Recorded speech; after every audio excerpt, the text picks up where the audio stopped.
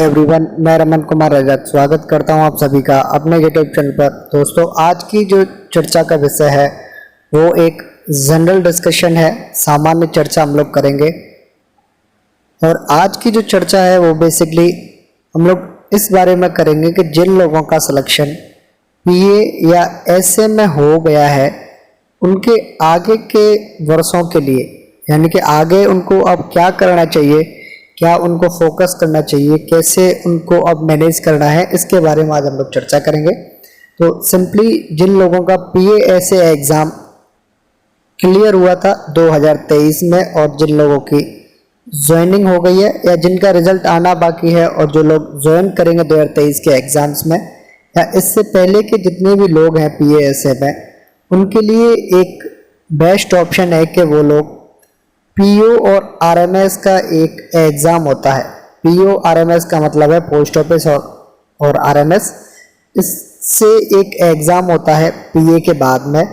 जो लोग पीए हैं उनको मौका मिलता है पीए कैडर में 3 साल रेगुलर सर्विस करने के बाद में उनको अकाउंटेंट की जॉब करने का मौका मिलेगा, यानी कि वो लोग अकाउंटेंट का एग्ज़ाम दे पाएंगे।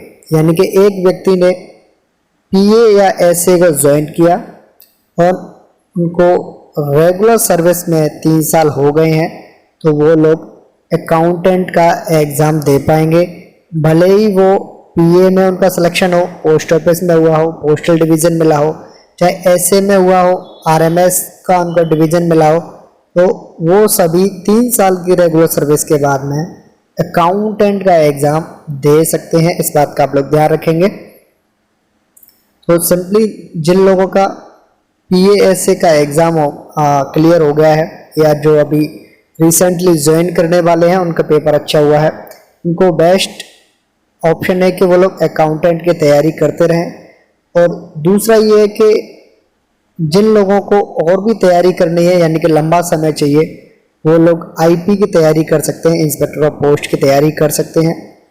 और जिन लोगों को और थोड़ा सा अच्छा करने की ज़रूरत है वो लोग अकाउंटेंट के बाद में AAO का एग्ज़ाम दे सकते हैं, यानी कि असिस्टेंट ऑडिट ऑफिसर की जो पोस्ट है वो जो लोग अकाउंटेंट्स होते हैं वही दे पाएंगे इस AAO के एग्ज़ाम को। तो सिंपली आप लोगों को क्या करना है फ़िलहाल आप लोगों को पीएएसए की सर्विस को आप लोगों को रेगुलर करना है। जिन लोगों को पीएएसए में 3 साल हो गई हैं वो लोग अकाउंटेंट का एग्ज़ाम देने के लिए एलिजिबल होंगे और वो लोग अकाउंटेंट की तैयारी करते रहें। अकाउंटेंट के लिए जो सिलेबस है वो थोड़ा सा यूनिक है। यूनिक क्यों है? क्योंकि इसमें आप लोगों को बुक्स की एड मिलती है। बुक्स की एड का क्या मतलब है?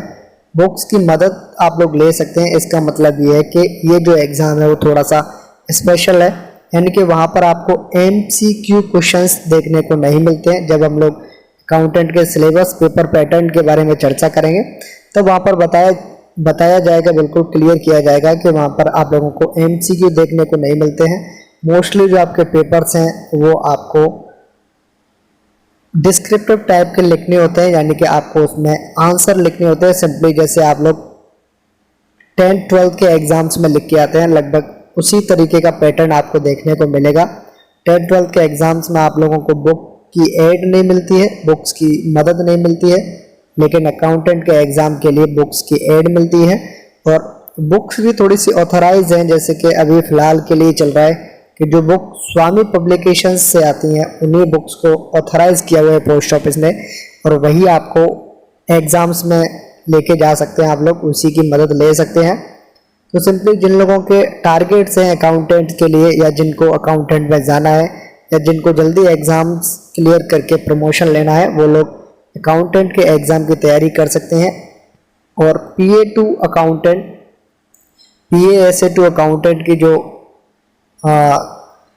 सर्विस की जो रिक्वायरमेंट्स है वो लगभग 3 साल है कि आप लोगों को लगभग पूरे रेगुलर सर्विस पे 3 साल होने चाहिए। तो आप लोग अभी से तैयारी कर सकते हैं या कुछ समय बाद तैयारी कर सकते हैं। जो लोग एलिजिबल हो गए हैं या 1-2 साल में एलिजिबल होने वाले हैं वो अभी से तैयारी स्टार्ट कर दें। पेपर थोड़ा सा हटके होता है, पेपर थोड़ा सा टफ होता है और थोड़ा सा काम आसान नहीं है, इसलिए आप लोगों की जो मेहनत है वो थोड़ी सी एक्स्ट्रा लगने वाली है। इसलिए आप लोग अभी से प्रिपेयर रहें, अभी से तैयारी स्टार्ट कर दें अपनी अपनी अभी से प्रिपरेशन करने से आपका जो एग्ज़ाम है वो अच्छा हो जाएगा। और अकाउंटेंट का भी काम बिल्कुल एकदम सही रहता है, क्योंकि जो अकाउंटेंट्स होते हैं मोस्टली उनको हेड ऑफिस या डिवीज़न ऑफिस में उनको जॉब मिलती है, और उनका थोड़ा सा जो ट्रांसफ़र है वो भी थोड़ा सा यूनिक रहता है कि उनको जहाँ पर उनकी पोस्ट है, जैसे कई बार एचओ की पोस्ट है, कई बार डीओ की पोस्ट है, डिवीज़न ऑफिस में या हेड ऑफिस में ही उनको पोस्टिंग मिलती है। ये थोड़ा सा आप लोग इसे कहें तो प्लस पॉइंट भी है, और कई लोगों के लिए नेगेटिव पॉइंट भी हो सकता है, क्योंकि जिन लोगों के घर जाना होता है, जिन लोगों को ट्रांसफ़र होम टाउन लेना होता है, वो लोग अपने नज़रिए से सोचते हैं कि उनका घर या गांव जहाँ भी है, कि प्लस पॉइंट ये है कि अगर उनका होम टाउन एचओ या डीओ के पास में है तो उनका अच्छा है। और जिन लोगों को थोड़ा सा नेगेटिव पॉइंट लगता है कि घर से दूर हो जाएगा, अकाउंटेंट की जॉब एचओ या डीओ में ही देखने को मिलेगी आपको, तो वो उस तरीके से सोच सकते हैं कि उनका नेगेटिव पॉइंट भी है। तो सिंपली मेरी जो सजेशंस है, मेरा जो सुझाव है आप लोगों को इसके रिगार्डिंग, वो सिंपली आप लोगों का यही है कि आप लोग अकाउंटेंट की तैयारी करें। और होम टाउन में अगर आप लोग जाना चाहते हैं, यानी कि घर जाना चाहते हैं, सिंपली आप लोग ये देखें कि आपको होम डिवीज़न मिल गया बेस्ट है। नहीं मिल पाता है होम डिवीज़न नहीं मिल रहा है, तो आप जहाँ भी जॉब कर रहे हैं, एचओ या डीओ जहाँ भी होती हैं वो एक अच्छी सिटी में होती हैं, बड़ी सिटी में होती हैं, वहाँ फैसिलिटीज़ बहुत अच्छी मिलती हैं, और बच्चों के कैरियर के लिए जो अपॉर्चुनिटीज़ हैं वो भी अच्छी रहती हैं। उस नज़रिए से भी आप लोग सोच सकते हैं कि आप लोग इस नज़रिए से सोचें कि आपको होम डिवीज़न मिल गया और फिर उसके बाद में आपको अपना ही होम टाउन मिल गया, तो आप लोग यहाँ पर कितना समय व्यतीत कर सकते हैं, कितना टेन्योर कर सकते हैं। लगभग 3 साल या 6 साल, इतना ही आप लोग मैक्सिमम अपनी सेवाएं दे सकते हैं। आपको फिर कहीं ना कहीं बाहर जाना हुआ, इसलिए आप लोग उस माइंड सेट से काम ना करें, थोड़ा सा अपॉर्चुनिटीज़ को देखते हुए फैमिली के लिए और बच्चों की जो अपॉर्चुनिटीज़ हैं पढ़ाई लिखाई के लिए, उसके अकॉर्डिंग भी देखें, और आप लोग वेल सेटल्ड होने की कोशिश करें और होम टाउन के पीछे ज़्यादा ना पड़ें। होम डिवीज़न में जा सकते हैं, वो बेस्ट है आप लोगों के लिए जिसको भी उनका होम डिवीज़न मिल जाता है। लेकिन होम टाउन में अगर किसी का एचओ या डीओ से होम टाउन ज़्यादा दूर है, तो वो कोशिश करें कि अच्छी सिटी में ही रहें। फैमिली के लिए और बच्चों के लिए अपॉर्चुनिटीज़ उसमें ज़्यादा रहती है, पढ़ाई लिखाई के लिए उनको अच्छा माहौल मिल जाता है। उन सारी चीज़ों को देखते हुए आप लोग प्लस पॉइंट की तरफ ज़्यादा ध्यान दें, थोड़ा सा जो नेगेटिव पॉइंट है इधर आप लोग अपना फोकस कम से कम रखें। और आज के लिए सजेशंस आप लोगों को यही है कि जिन लोगों का PASM हो गया है या जिनका अच्छा स्कोर है, जो लोग ज्वाइन कर चुके हैं या ज्वाइन करने वाले हैं कुछ समय में, वो लोग अकाउंटेंट की तैयारी करते रहें। और अकाउंटेंट की जो जॉब है वो एकदम अच्छी जॉब है, आप लोग इस जॉब को भी कर सकते हैं।